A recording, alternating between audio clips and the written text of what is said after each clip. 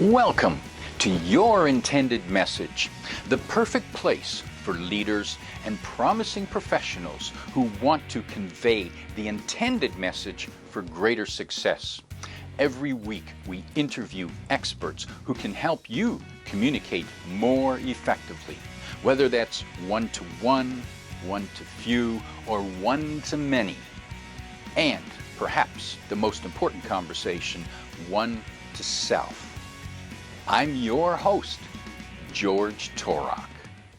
Welcome to Your Intended Message. My guest today is Ed Rush. Here's 3 facts that I think you should know about Ed. 1, he was an F-18 fighter pilot who flew over 50 combat missions. While with the Marines, he was a leading instructor in aerial dogfighting. Pretty scary stuff.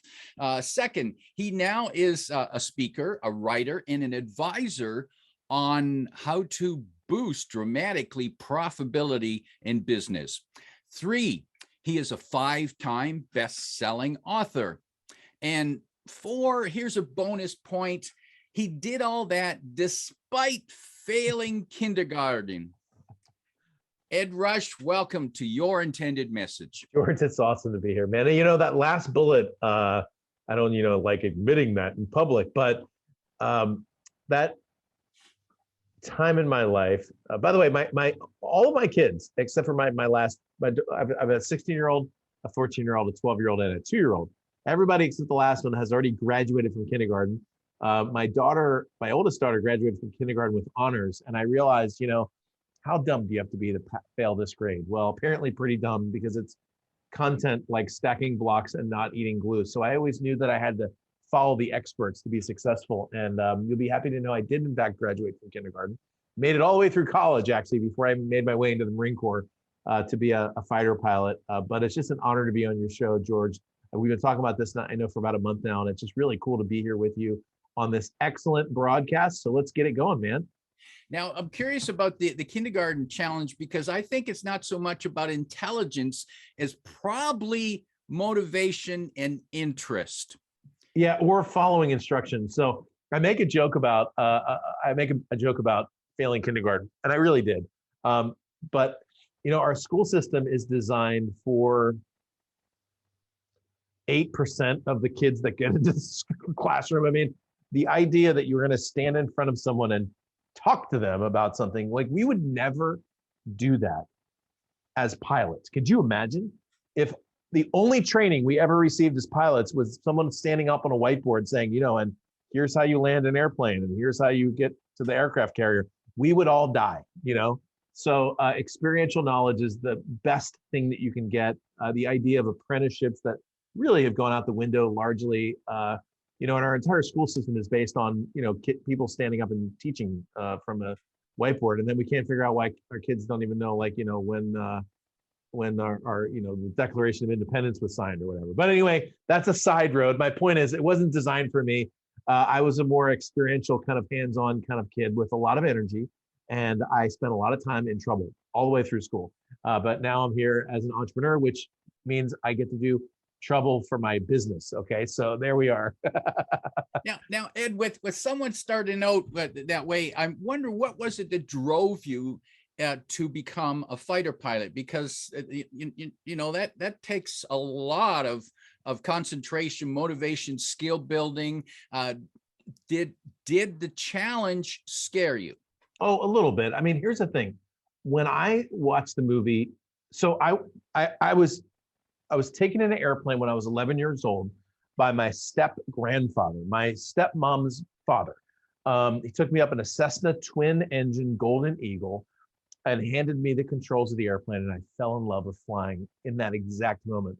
The world was totally different. I had control over 3 dimensions, which wasn't all that normal for me, and I loved it, and I wanted to be a pilot. And then in 1995, I believe is the year. No, sorry, 1991, I think, if I remember. Or maybe it was even in the late 80s. I think it was early 90s. A movie came out called Top Gun. When that movie came out, everybody wanted to be a fighter pilot. And it's funny, George, the way you think about yourself. When I was in high school, I thought, well, there go my chances. Now everyone's going to want to do it. So therefore, I won't be able to. I didn't know at the time that I was particularly gifted, frankly, at being able to fly airplanes. I thought I was pretty average. I was the guy that failed kindergarten. But when I was in college, I was a college baseball player, and I was planning on going into the professional baseball and playing or coaching. And I was walking through the cafeteria one day, and there was this guy standing there with this khaki shirt with all these medals hanging off of it. And he had this weird white hat and these blue pants with a red stripe. What's that all about? And the shiniest shoes I've ever seen, artificially shiny, a little weird, actually, when I look back on it. And he looked at me and he said, "Hey, do you ever want to fly airplanes?" And I'm like, "Actually, I do want to fly airplanes." And literally the next thing I knew, George, I was in boot camp, which felt like a bad decision at the time. But it turned out to be a really good decision. My whole family, nobody had any military experience. There was only one person in my entire family who had any military experience, especially as a pilot. My great uncle George, my grandmother's brother, flew in World War II, took off and disappeared. They never heard from him ever again. The assumption was he crashed into the desert of North Africa. And that's the only experience my entire family had with pilots in the military. And so, as you might imagine, it came as quite a shock to my entire family that I was going into the military. Most of them cried at my commissioning. The Marines at the commissioning thought they were tears of joy. They weren't. They all thought I was going to die. But as you can tell, I didn't die. Here I am today, having served in the military for 11 years active duty, 20 years as a reservist. And now I write books and help people change their life. So it's been pretty good, frankly. And I'm just, enjoyed at the process. And yeah, I was a little nervous here and there, but I was more nervous, frankly. I wasn't nervous so much about crashing or getting hurt. I was nervous about screwing up. I mean, as a pilot, that's worse. Screwing up is worse than anything. And that's at least the way we think. So there you go. Ed, what would you say was the most valuable lessons that the Marines taught you, other than flying? What other than how to fly the plane? And what I mean by that, valuable life lessons. Yeah. I'll give you two. The first one is I learned in the military, but I learned to describe it better from a friend of mine named Perry Marshall. And the phrase goes like this: fail fast next. Life is full of frustrating failures. Most entrepreneurs I know fail 8 to 9 times for every one success. In the military, as a pilot, the interesting thing about pilots is you see an airplane come flying by, whoosh, 400 miles an hour, and it looks so smooth and pristine and precise. But if you were to watch that pilot nice and close, you were to watch the pilot's right hand, their left hand, and their feet, and especially their eyeballs, you would see someone who's making about 10 corrections every second. You would see the airplane is constantly making adjustments, or the pilot is constantly making adjustments to the airplane. You would see their eyes moving back and forth and checking everything and maintaining what looks like a perfectly level airplane that's being controlled at a very micro level. These tiny little adjustments are what creates smooth. So smooth isn't created from an airplane that's flying at 400 miles an hour and a pilot's sipping, a latte as the airplane's turning. You're making these tiny little corrections. And if you were to sit there and actually hold on lightly to the stick, say you were in the back seat of an airplane that had 2 control systems, you would actually feel that thing moving around quite a bit. The pilot would be making these tiny little adjustments, tiny corrections. I recently had the opportunity to race cars in Atlanta. I was racing Porsches, and it's similar in the car. If you are sitting in a car, you could be perfectly calm driving down the road at 130, 150 miles an hour. But if you look down, you'd see you're making these little tiny corrections to the steering wheel that you didn't even notice you were making because your eyes are down the road trying to maintain the car. And so the first one, I think, George, would be fail fast next, the tiny little corrections that get you to success. Most entrepreneurs who are experienced understand that. Most entrepreneurs who are new tend to get frustrated when things don't go their way. Well, guess what? It never goes your way. You're always constantly making adjustments to your business and your business plan and your goals and your marketing and your communication style and your product suite and all those sort of things. The second one I think that's really important is the concept of avoiding mistakes early. So we always used to teach young pilots. And when we were teaching young pilots, we had what we called 3 stages of learning. Stage number 1 for a young pilot was sounds like this: I screw everything up, and I have no idea why. Stage 2 is I still screw everything up, but now I know why. And stage 3 is I start to see my screw ups before I make them, and then I adjust around them. And so part of being an entrepreneur really is developing the experience or the pattern recognition to be able to see the mistakes that you're about to make, and hey, I've done that one before, and adjust around those mistakes to see yourself towards success. When you fly an F-18 jet, your ability to communicate with the plane, with the commander, with your other fellow pilots, how do you keep that active without distracting yourself? Yeah, I mean, so the first thing is there's a lot of distractions. When you're in an airplane like ours, you've got 1, 2, sometimes 3 radios. You've got a very complicated navigation system, a radar, forward-looking infrared. The stick itself has 1, 2, 3, 4, 5, 6 different switches on it. The throttles themselves, there's 2 throttles in the F-18 because you have a left and a right engine. There's 1 button for each of your fingers, and there's about 4 buttons for your thumb. So there's a lot of options, you know.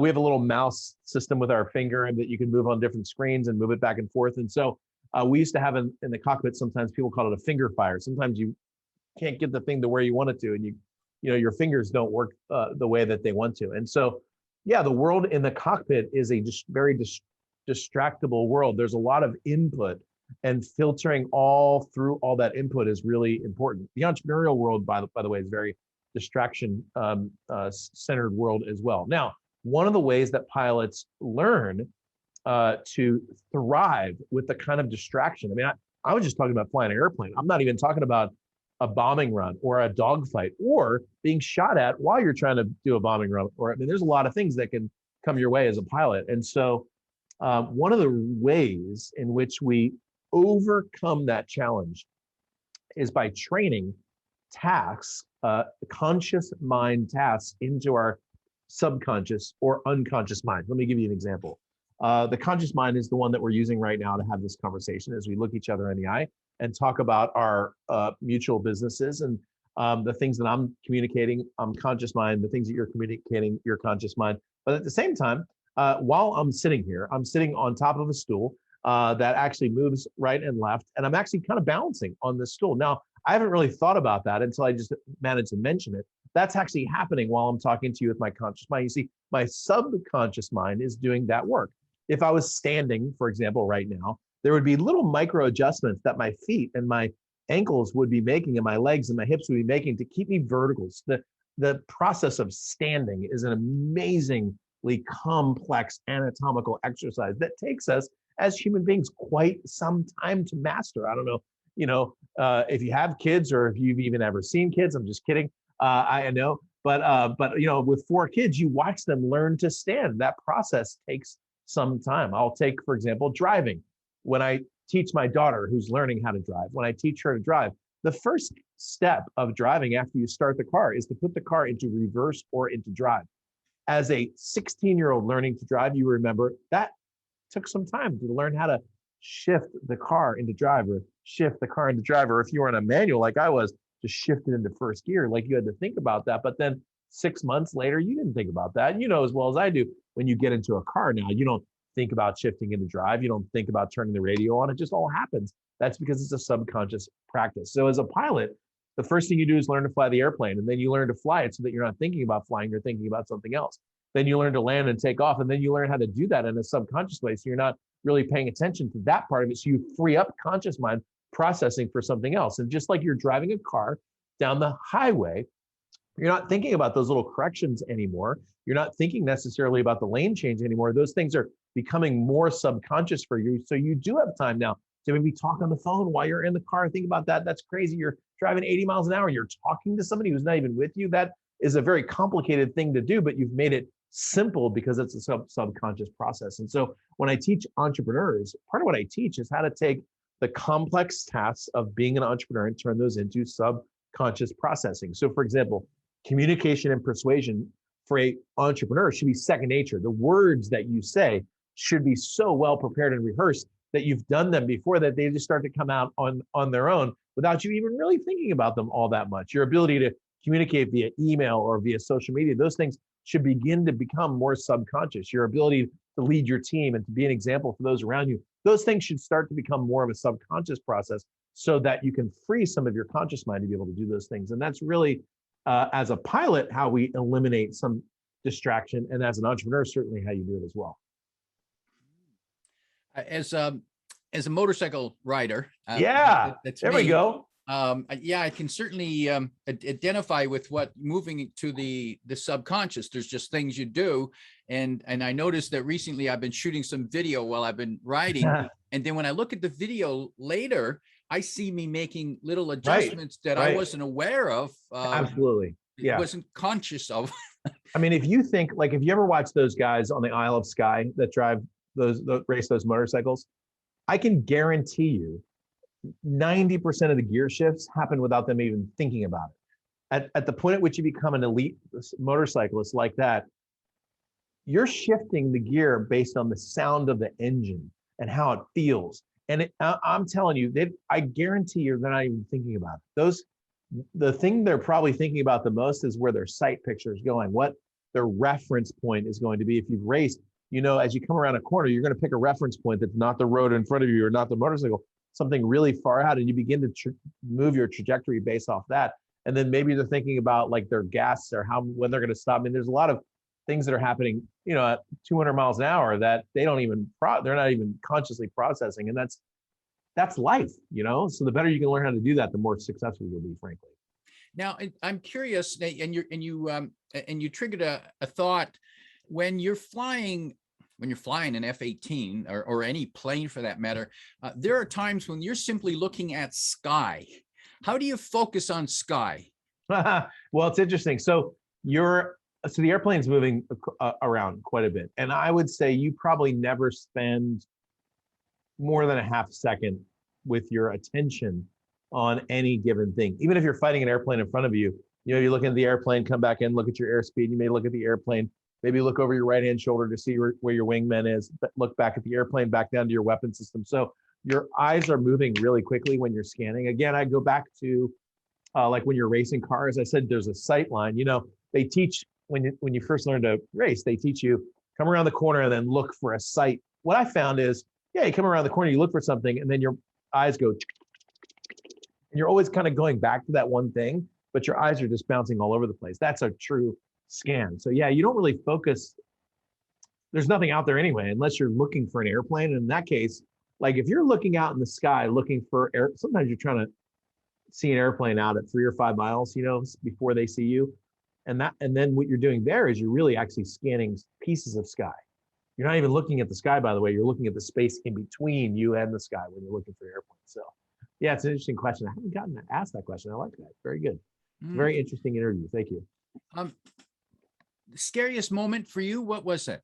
Oh my goodness. So my first night carrier landing. So here's the way the carrier landings work. There are 9 countries in the world that fly off of aircraft carriers. England, China, India, just to name a few. The only country that does it at night is the United States of America. Okay.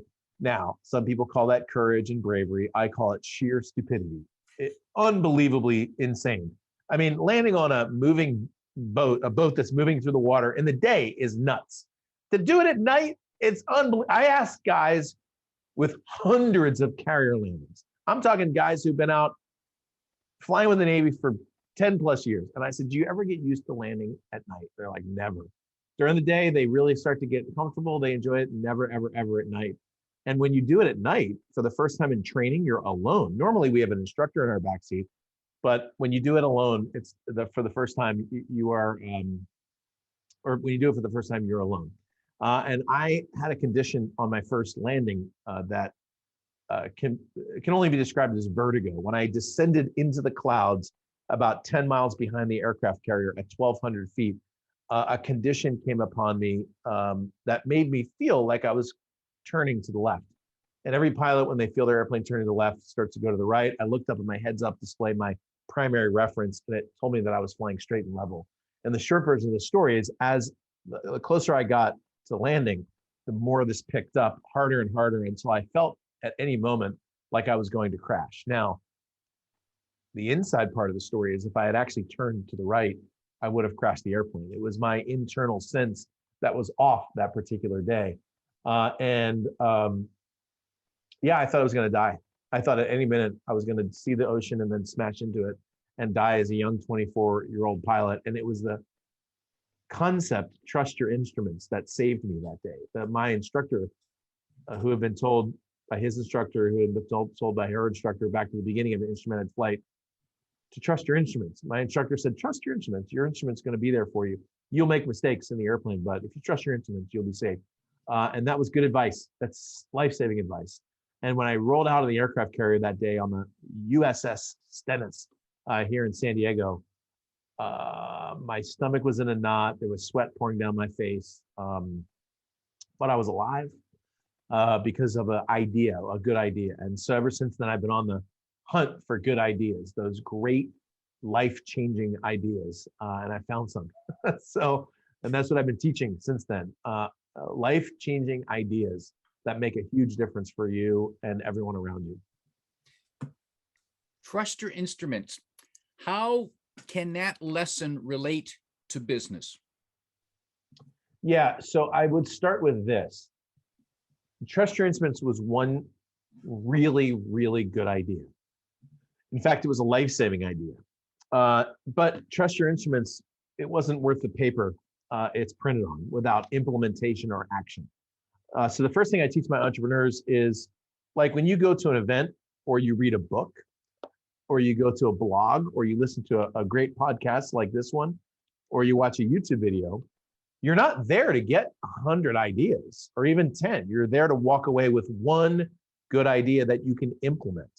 Most entrepreneurs, when they start out, they approach business in an amateur fashion. An amateur may or may not, but a pro does.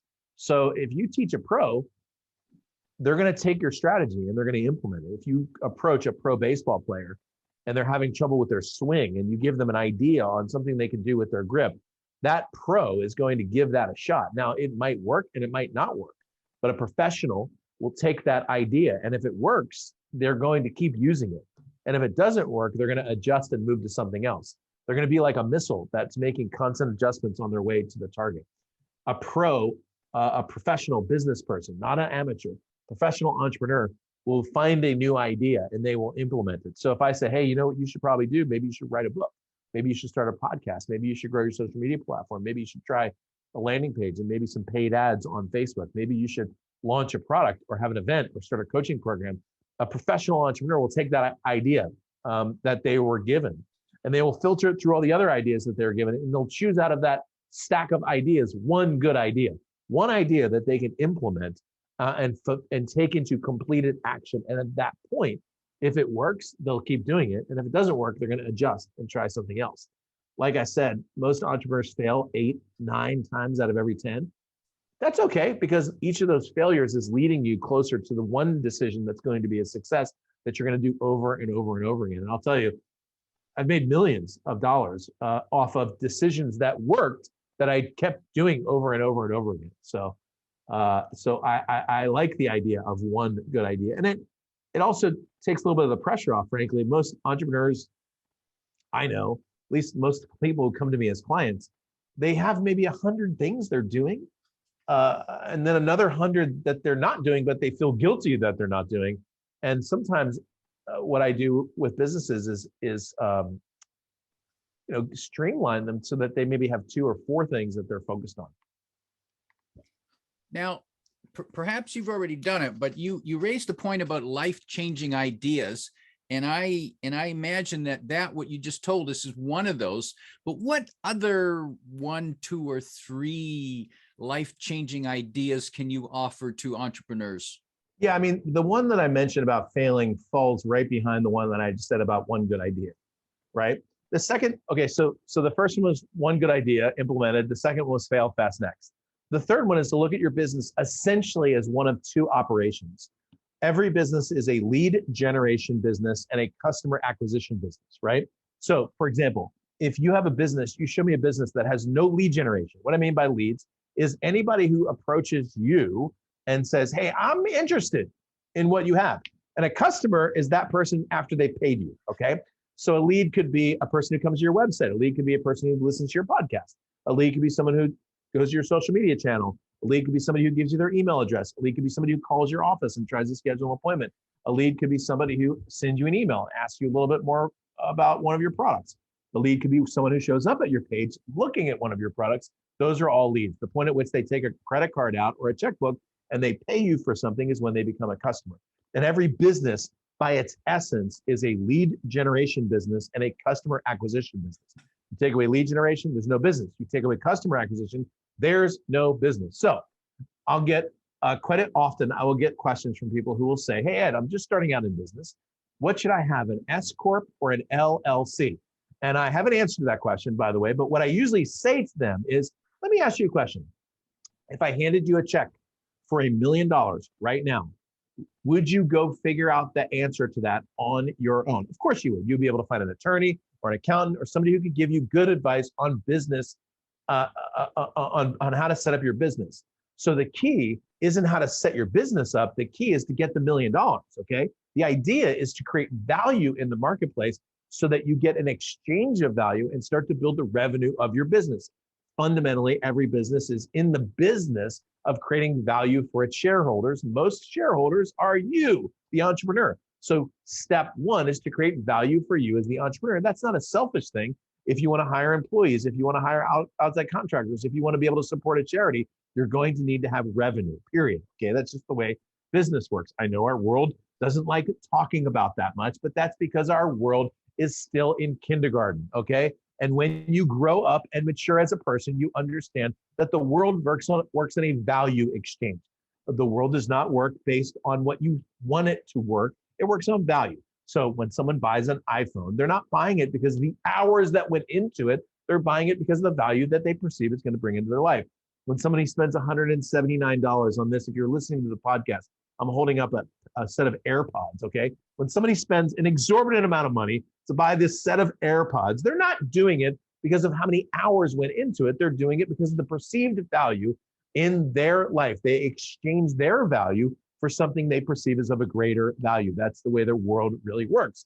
So as a business owner, your job is to communicate value into the marketplace in such a way that you get more leads and more customers, or more of the right leads and more of the right customers, so that they can become lifelong customers, and so that you can build revenue in your business so that you can provide a return on to your shareholders. And like I said, businesses do only two things. I mentioned the one, which is to provide a return to the shareholder. The second thing every great business does is provides value in excess of what you receive, right? So for example, if I get $20,000 from a coaching member, I should therefore be able to give value in excess of the money that they gave me. And that's why people come back year after year after year, because they get more value. You're stressing value, and I'm guessing you have noticed some business owners, entrepreneurs who get it wrong. Where do they get the value equation? Here's where they get it. Most of the time they get it wrong. So most heart-centered entrepreneurs provide value, okay? When I spoke about value, I either said value or perceived value. Now, this is where the separation comes between these two. At the point at which a transaction happens, perceived value turns into true value, okay? So let me give you an example. If somebody signs up with me, one of my courses, it's called Top Gun Consulting. In this course, the course is about $2,000, but in the course, I guarantee that person's going to make at least $5,000 from what they learned over the first 2 months, okay? So when they sign up and do the course, they should make $5,000. The value proposition is you invest $2,000, you're going to make $5,000, or you can get your money back, which is basically kind of a no-brainer. Up until the point at which the person makes the transaction, the value in their future is only perceived, in the sense that they haven't experienced that value yet, and they're not going to unless they make their initial decision to buy the product. So up until this point, there's no real value exchange. I mean, they've gotten content from me and teaching from me and that sort of thing, but there hasn't been a value exchange because they didn't buy anything from me, and therefore they haven't been given anything that I have to sell for sale. So there's perceived value here, right? So the perceived value of a product is important. How they see the future result of your product or your service or your consulting or whatever is as important as what they actually get, right? Because look, you could have the best product in the world. You could have a car that goes 300 miles an hour and runs off of solar power and, never needs gas and has the best safety system in the world. And, like has all the belt, never need to change the tires, never have to service the engine. You could have like the best car in the world, but if nobody knows about it, you will literally have a broke business with the best car in the world. Okay. And GM or Ford will beat you every year because nobody perceives or sees the value. Now, once the transaction happens, then there's the value exchange. And so I always tell people, look, your job as an entrepreneur, very simple, is to under promise and over deliver so that when they get the value over here, they look and they're like, wow, this is better than I thought it was going to be, right? So the perceived value is here and it's even better, but this should be pretty high. This perceived value should be pretty high. And most entrepreneurs, in my experience, don't fail here. They give great value. The problem is they don't know how to communicate the benefit to the subscriber or the customer in such a way that the person really wants what they have. And so what ends up happening is they have competitors in the marketplace who are out marketing them, who have inferior products but better marketing, and they have a higher sales and higher market value, not because their product's better, but because their marketing is better. So one of the things I do with my coaching and consulting clients is you and I work to make sure your marketing equals the actual value of your product in the marketplace, because it's almost always less. I've yet to find one business. I've worked with 476 now, one-on-one companies, one-on-one. I've yet to find a single business who was over marketing. It just doesn't happen. Most people undersell themselves, their product, their service, their result in the marketplace.